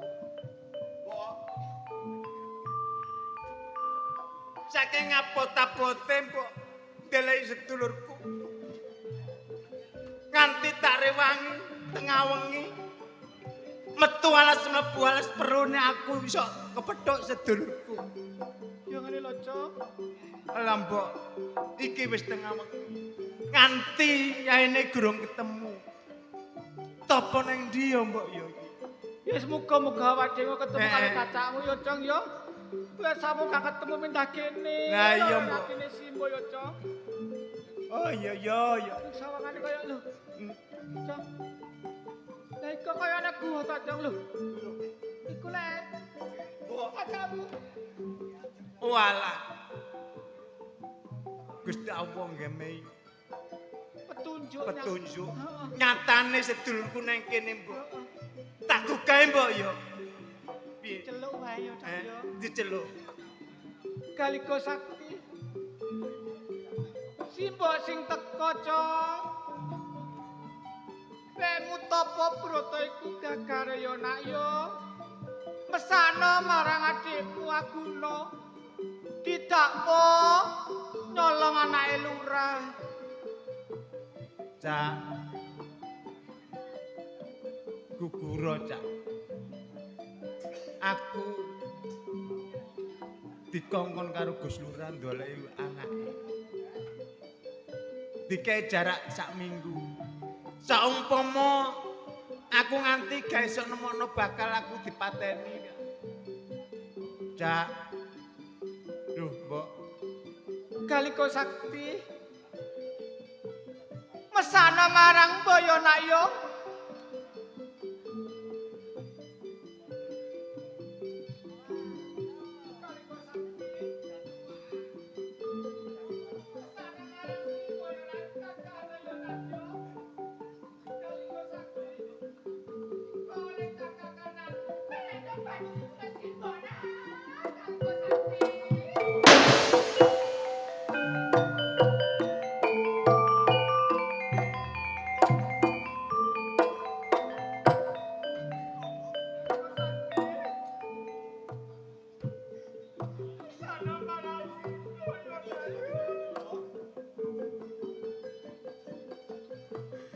Ademu ditakon nyolong anake lurah.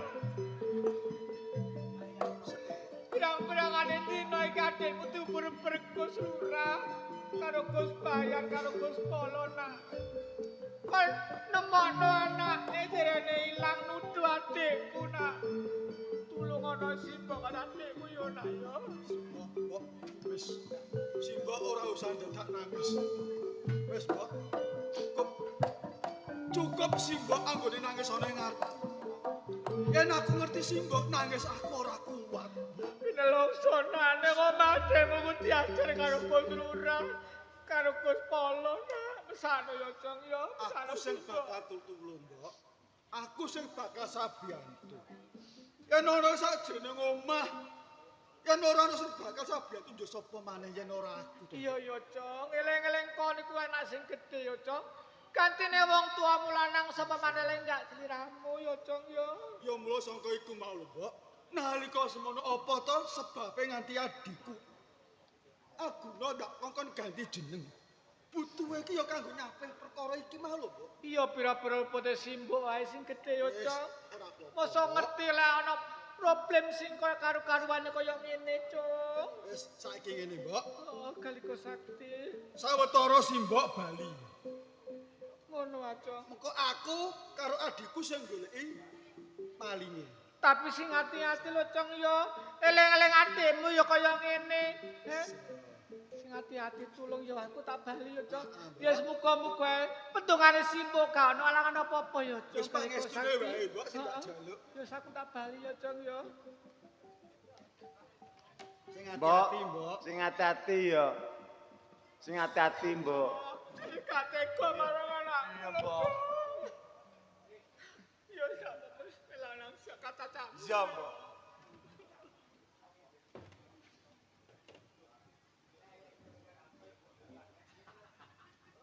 Piye, Cak? Apane sing piye? Lho jare mang sampean jange nulung. Terus mbok saiki kon mulih. Ngerti? Wes ngerti yen ana ing omah ana kedadian sing kaya ngene iki, Mak. Ya ora ngerti, Cak. Umpama kon biyen manut karo Cacak. Ndak kira gak ana. Anane aku gak gelem dilelek aku sing gane jeneng lak bapak, Cak. Biyen aku lak wis kandha. Aku ngerti. Wong sawetara, ora suwe. Ning kon sing ora kena dikandani. Saiki yen ana kedadian kaya ngene, banjur sapa? Sing kalang kabut sapa saiki? Lah Cacak piye? Masa Cacak meneng ae gambela dulure. Ya sak mestine. Ha iya. Yen kon melu Cacak, umpama ketemu karo malinge, kon wani? Wani mbok ora. Loh. Punjering perkara iki nang ana awakmu lho, dudu aku lho. Wani, Cak. Apot-apotin ditanggung jawab. Wani temen, Tenan. temen lho ya. Heeh. Yen kon ngerti karo menungsane ora oleh mlayu. Ora. Wani gelut, Wani. temen, Tenan. Aku wis panas ngene iki. apane sing panas? Durung ngombe ya. Wis ora usah kesuwen ana ning papan kene. Eh. Mumpung durung adoh malinge. Ayo, melu aku. Ayo, Cak.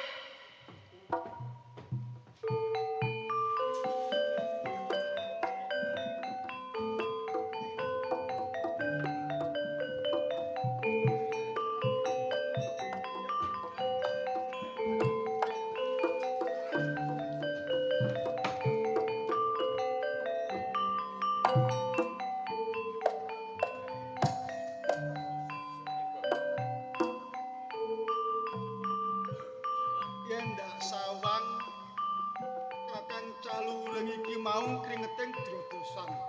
Kebak ing awu ana ing raga. Ana apa sih? Melugo. Apa sebabe keringetku kok demresen sing sak meneh kae? Ngerteni ono? Aku mari nyambut gawe. Kaya Kakang, Hmm.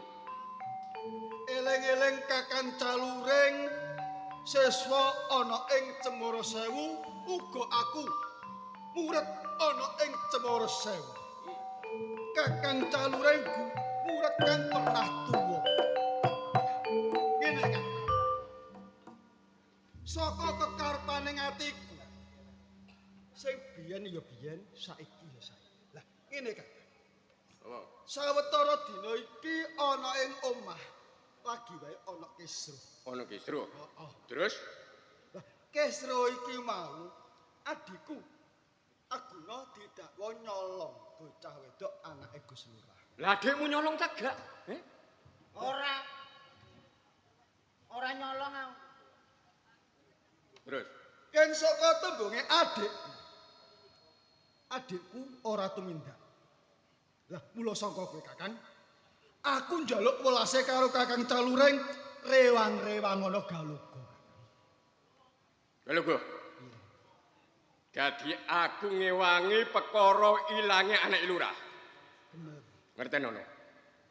Ya. Aku gak bakal ngrewangi karo awakmu. Sebab aku isih dendam karo awakmu. Kaya ngono. Kakang, wis mesisan. Cincin-cincin gak urung ya teles. Karmu? Dina iki aku ndumuk ora ana loro telu sing tumindak nyolong anake Gus Lurah mung kejaba Kakang. Galugo. Ngomong ono ngene ngarepe Calureng sing enak. Nek pancen bener-bener awakmu wis mengerteni nek aku sing nyolong. Yo, tak akoni. Kakang Calur. Hmm. Kanthi dasar apa Kakang Calureng ngebet karo anake Gus Lurah? Ngerteni ono? Apa sebabe aku ngerembet anak lurah? Sebab adikmu penduduke lurah Majareja. Yen nyata-nyata Kakang Calureng sawijining siswa murid ana ing Cemara Sewu kang luwih digdaya, pilih bobot, pilih tanding bebasan. Ora kaya ngono iku cacakane. Adikku ora ngerti kintang kimpuling perkara. Kini yo mbok katut-katut. Aku sing gak trimo. Galugo. Nek pancen Galugo ora nerimano babagan iki. Ya, ngejak apa? Ngejak apa karo dalure? Malinge cah iki Mas. Mani. Mani ora to. Apa? Apa?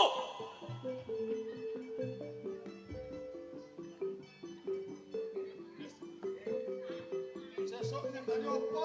Saiki uga ngenteni apa? Pas jangkep 40 dina. Galugo. Padha karo Galugo. Tandhe ngono nggone ngarep percuma.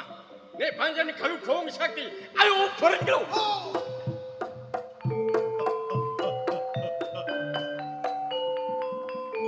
Kang Taluring, Kang Jungur.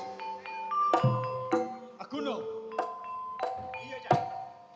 Ya iki mau menungsane. Sing gawe bibrikan ana ing desane ngawake dhewe, sing gawe jenengmu ala ya menungso iki mau. Gak layak cah. Praupane wong jelas wong ngono iku. Senengane gawe oleh kampung. Mumpung durung adoh, Iya. ayone Taluring. Ayo. Ayo.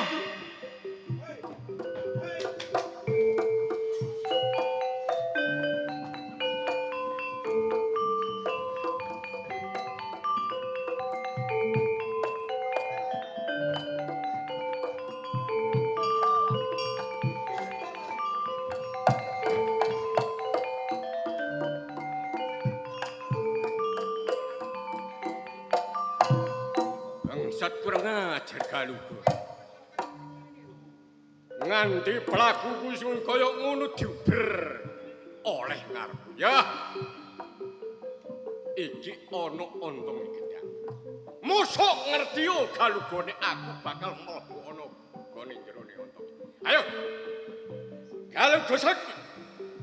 Nek awakmu wong sekti mundraguna. Jauh ubren lakune Taluring kena gone ontong.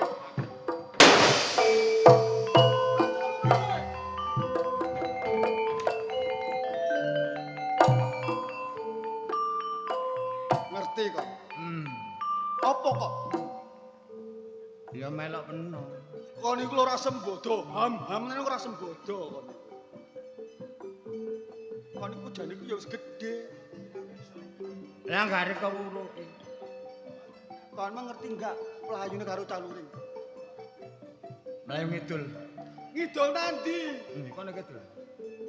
Kon iku aja ngawur. Aku nang bingung.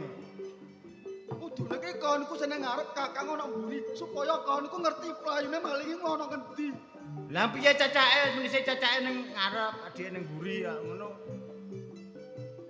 Ngerti yo? Eh, Kelep. Playune. Lho, nang jerone ngontong. heh cak. Apa? Dadi celuring iku nang jero nonton. Kudune kon sing nyekel karo malinge. Malinge mlebu ning jerone ngontong kon kudu melu. Ontong kepalang disambel goreng ae enake. Gundulmu kok. Wes, Eh, ngene. piye? Sawangan ana ing pojokan. Utawa ning kene. Endi? Tunggu ana kene. Sawangan ana jerone ngontong. Aku tak tanding karo Taluring. Keplono ya. Keplono. Hancur.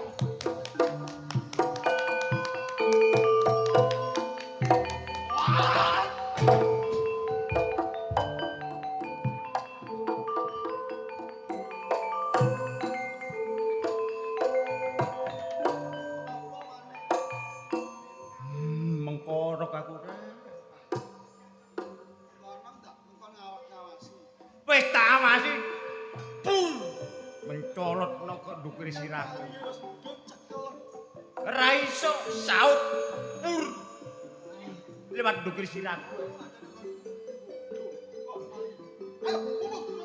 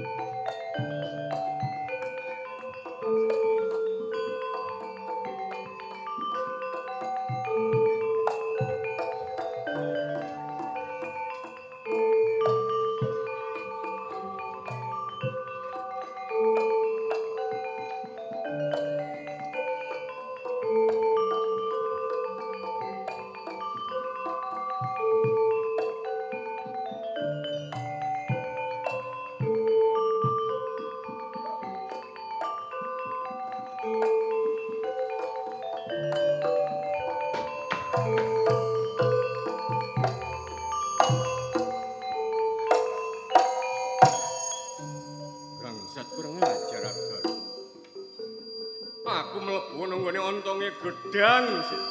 Ya.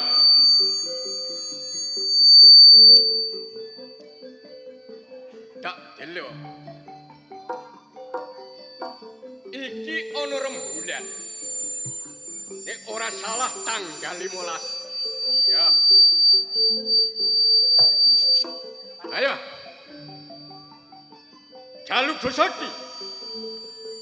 Nek pancen amakmu wong sekti mundra. Halo. Ubren lagune daluring mlebu nggone bulan.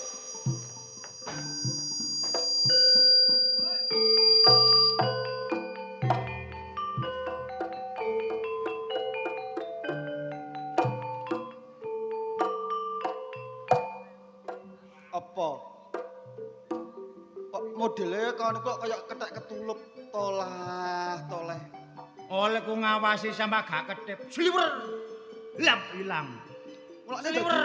Lap ilang. mulane kon iku dadi arek lanang ku mbok sing bergas, mlayu iki bleber. Ayo ngono. Anyene kurung jamu jare.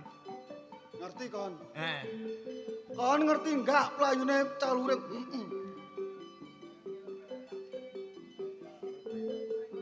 Ndi?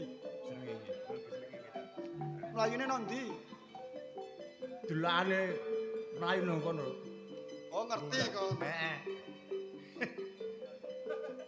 Iso munggah apa ora? Ya ora iso, Cak. Lah wong calure wae iso kok kon gak iso. Ora tirene ora wedi pene lemune jare. Ya, Piye? tunggu nono ing isor. Mengko yen calure mudhun cekel. Tunggu nang kene. Heeh. Kakek, aja kira gemuyung kon.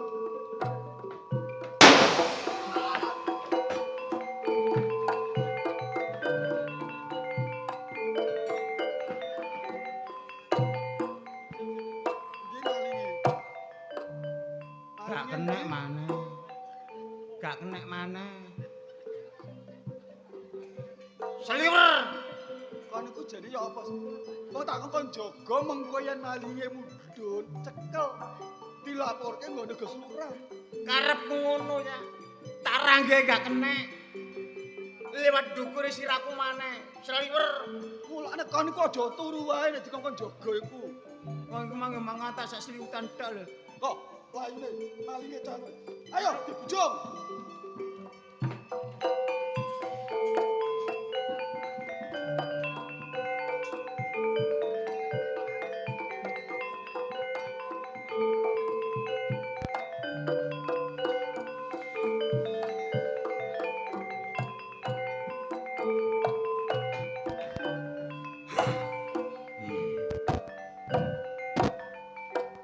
Nganti kucing-kucingan karo Galuga Sakti. Ya.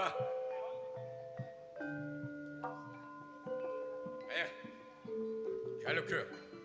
Nek pancen awakmu ora nerimakno babakanane anek lurah. Ayo, ubren lakune calure.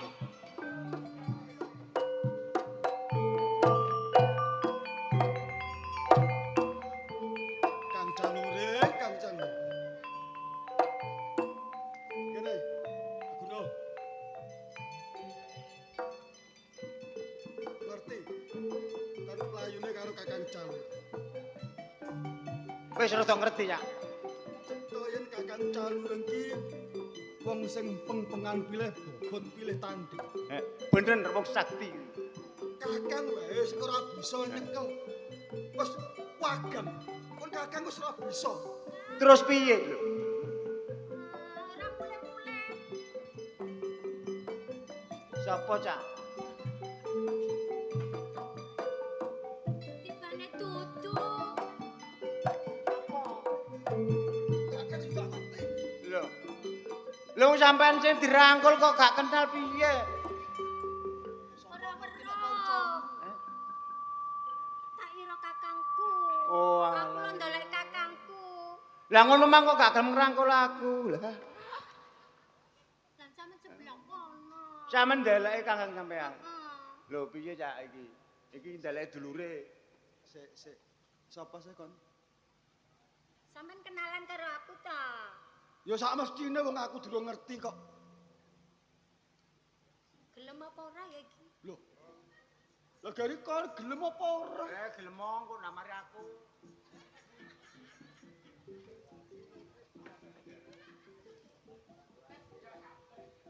Sapa? Aku ta. Kenalno aku Gunarse. Gunarse. Aku Galuga. Oh, Kang Galuga. Lah, terus kon ngrangkul aku iki mung tujuane apa? Tak kira kakangku. Pelane kakangku. Kakangmu. Ngomong karepe dina Kemis malam Jumat mulai ngono. Lah njur terus kakangmu iku sapa jenenge? Loh, kakangku? Sampeyan ora kenal. Lho aku karo kono lagi pisan iki ngerti kok apa maneh karo kakangmu. Kakangku ku celuring. Sapa?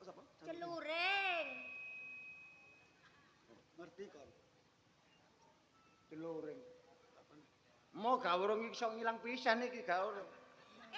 Wong kene ngilang-ngilang, wong aku wis keton ngene kok ngilang. Oh, Loh, iya. Oh, gak. Mana ngono? Dikake nang ro kerempelo. Celuring iki dulurmu. Heeh. Lho ngono Dulure ngono aku. Lho iya to kakangku ganteng ya, adike yo cantik.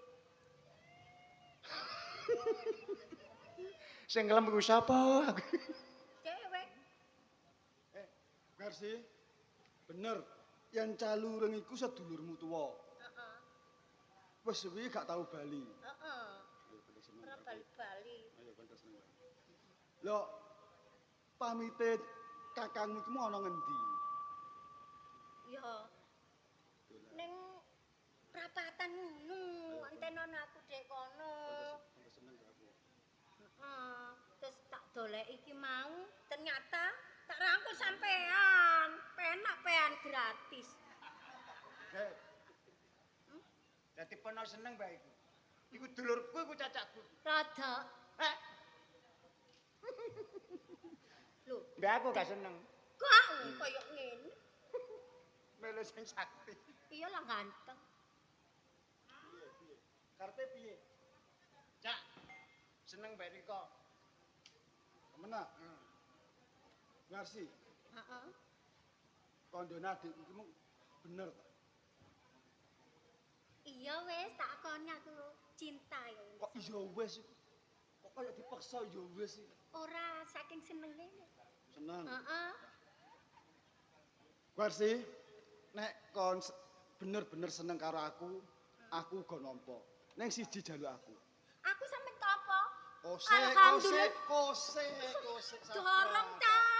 Oh, tuwasane aku kira. Sawetara iki ndak tampa. Ning aku kepengin ngantep dhisik karo kon.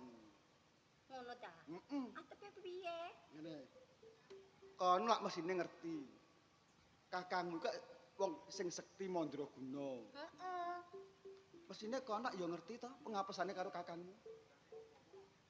Loro ya ngerti aku. Kon ngerti. Pengapesane apa sih? Ya sing digonan dinandi, dipuja-puja, turu dituroni iku keris Kang Celuring. Kaya ngono. Heeh. Warsi. Ora ono sing utek-utek ku. Nek kon bener-bener seneng karo aku, pusakane kakangmu jupuken wenehke aku. Terus Loh, aku kepengen ngerti sepiro antepe senengmu karo aku. Nongko dirapi Caca. apa bener to? Kok Caca gantek tak entekne. Hus. Awur. Kon Pemangsane sanggup, kok to? kon sanggup apa ora? Yen aku ora bisa piye? Kon ora iso, aku ya mundur. Tanpa Lho, guna. aja kosek. monggo. Mengko dhisik to. Kok cimahale sih ya? Cacakku gorong jamu. Gari kon gelem apa ora? Sakjane abot sih. Ya mesti nih wae abot. Ya, Terus piye oleh aku ngomong nang kakangku?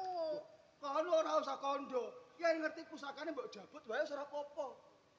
Oh ngenteni wong itu. Heeh. Ngono. Kon gelem ora? Ya wis nek temen-temen ben tresno karo aku, Ya tak lakoni meskipun aku nyolong Kaya ngono. barange kakangku. Ora usah kesuwen golek ana kakangmu ndak enteni. Ngono ta? Ya. Temen ya janji ya. Iya, Sumpah. sumpah. Ya wes aku bali ya. Nah, goleki. Temen ya. Siap bules ae.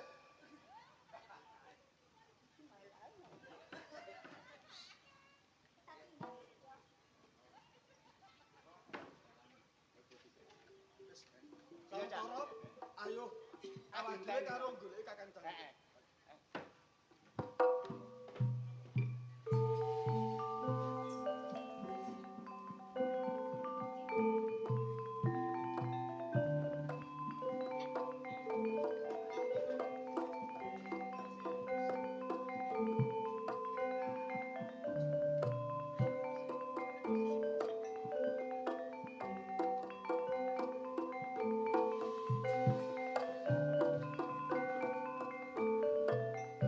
Dek, Warsi. Jangan nanti. Kang? Heeh. Tak dolek kurang-kurang dino kok suka mulai-mulai piye to yo. Iya, soalnya aku ana perlune. Jangan nanti awak ngelek aku. Ya iyalah goleki yo kakange ora dolek piye kok. Iya, wis ngerti nek awakmu iki sayang karo kakangmu. Arep lha apa? Aku katene ono gaene titik ajeng ngrewopen Kang. Tulungan aku po Kang. Ditulung iku lak ya ana perlune apa. Aku iki lho duwe klelep. Mbaya disebul wong kelelep ae. Maksudku dudu iku Kang. Wis ngomong terang-terangan ngono, Dik. Aku Warsi. duwe rereget. Eh? Duwe rereget. Ya disaponi. Kakak Reno. Aku iki lho sak Apa? temene. Apa Aja sih? mureng-mureng ya Kang Gak, ya. gak, gak. Aku ngomong terus terang ya. Aku arep nyile iki lho, nyile. Ya lha apa? Pusaka sampean iki lho Kang. Warsi. Awakmu lak ngerteni sih. Nek pusaka iki aja sampe benggang serambut karo kakang. Terus aku piye? Aku nyile nggodho sapa Awakmu perlu. maneh? Karo nek gak kakange dhewe iki Dek, lho piye Warsi, Kang? eling-eling Mbok ya adikmu. ditolong Ya. aku iki Kang. Aku siji-sijine cacakmu. Heeh. Ya. Tapi balekno lho ya. Ya sedelok ae lho ya. Engko nek wis mari gawene, balekno ya. Lho aku seneng banget Kang ya. Aku Iya. matur suwun mbek kakangku. Iya, iya. Tak gawe ya Iya. Kang. Temen ya Kang, aja Iya. mureng-mureng Gak, Kang. gak. Heeh. Tapi balekno lho ya dina iki. Heeh. Kang tak Sing gawe hati-hati. Kang. Ya, nek wis mari perlu balekno, ya. Heeh.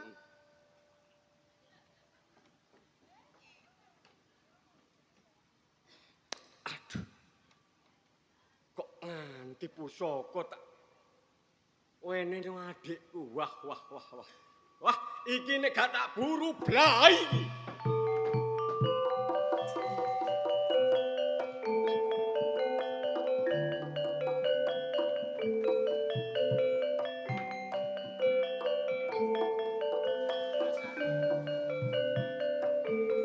Ya, Cak.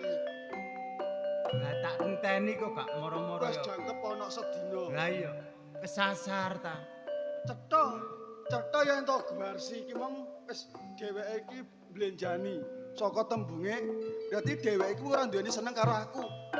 Nek ndelok wonge kaya seneng ya. Kok bisa konku kandha yen Guarsi seneng karo Caca. Tapi nyatane kok ora dijupukne. Lah mula sangka iku. Iki Lho, lah iki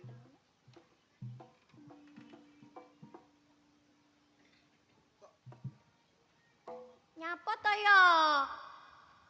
Apa iki pusakane cacakmu? Piye?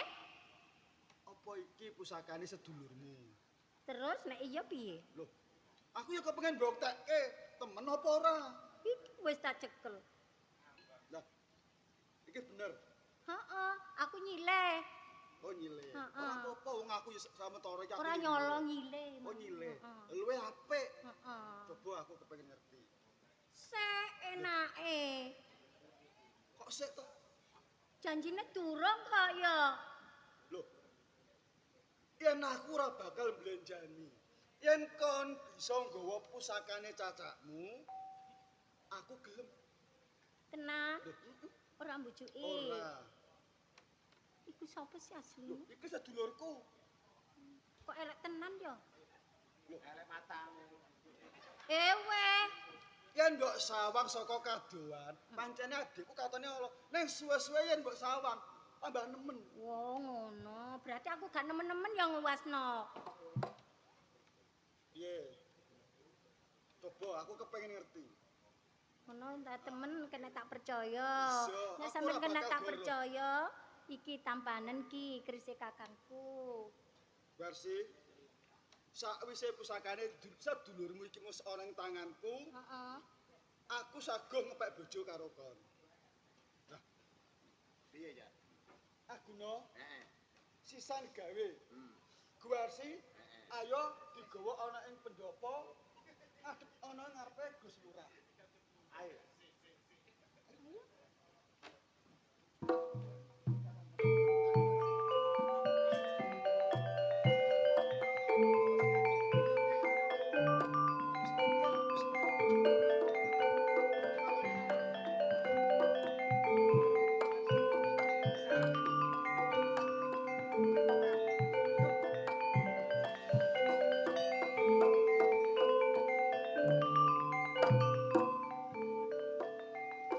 Ya apa? Ndika Gus Lurah. Iya. Pikantuk pangestunipun, kula saged kelampahan. Nyepeng sawijinipun maling. Sing maling sing nyekel anak, nyolong anak. Menika leres. Lah. Wujudipun putra panjenengan menika wonten ing salebetipun pusaka menika. Ya. Nek ngono pusaka iki tak jaluk ae.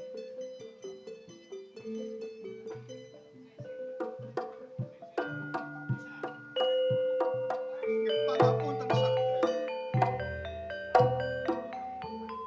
Senaosa pusaka menika wonten ing asta panjenengan.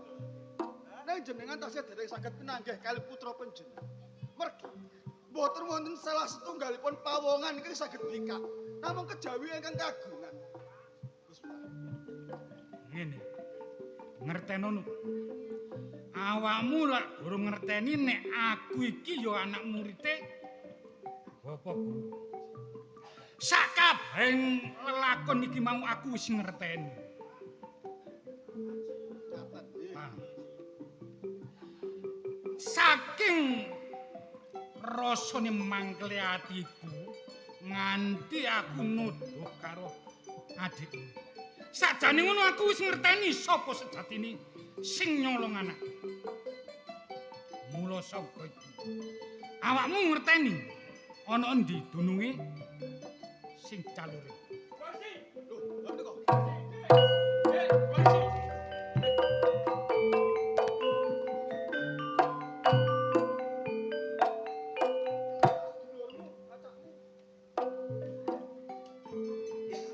Apa to, Kang? Ya, Barsi, adikku. Aja ngoreng-ngoreng kan ya. Dadi pusakaku mbok sile iki mok kena arek lanang iki ta. Iya, Sepurane Kang ya. Aku cinta kaya ya. karo Kang Galugo. Galugo. Galugo. Aku Kakang Caluring. Takoni. Adikku duwe rumangsa seneng karo awakmu. Ya, Jane bener. pancene aku sing gawe kodaya kaya ngene iki. Caluring. Nggih, Gus Lurah. Senaosa awakmu gak gelem ngakoni nek awakmu sing nyolong anak. Ngertenono. Awakmu tak anggap adikku sak peguron iki ya kene. Sebab aku iki ya murite Bapak Guru. Nggih, Pak Lurah. Ngerti apa sing tak kowe? Menika pusaka kula. Aku njaluk supaya anakku ditekakno rene. Aku ngerteni nek anakku mok sing itu ngono sak. Ngene kucing rambut. Oh, dados Pak Lurah pun ngertosi. Nek yoga sampean kula lebetaken wonten nggene Kanjeng Gelu. Ya, Nggih, kula akeni. ayo. Mumpung gorong aku nangani karo awakmu. Ayo, Gus Lurah. yo. Nek pancen leres-leres Gus Lurah kepengin semerap yoga sampean. Cobi, pusaka mriku sampean paken nang sirah kula.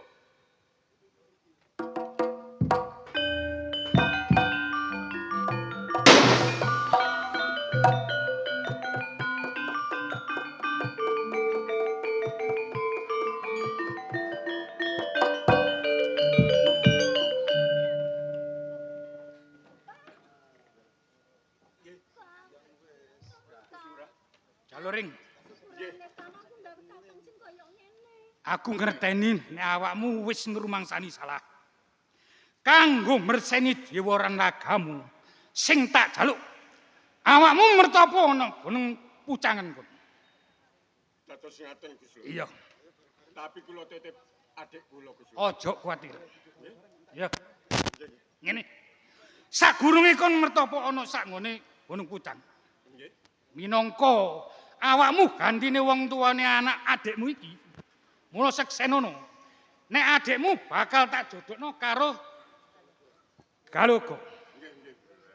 Lah anakku kanggo nebus kesalahanku sarene aku nuduh karo awakmu sing tanpa salah. Awakmu tak jodhokno karo anak. Nggih.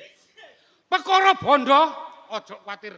Kelurahan iki akeh donya sing sakmono kae mung kejaba anak.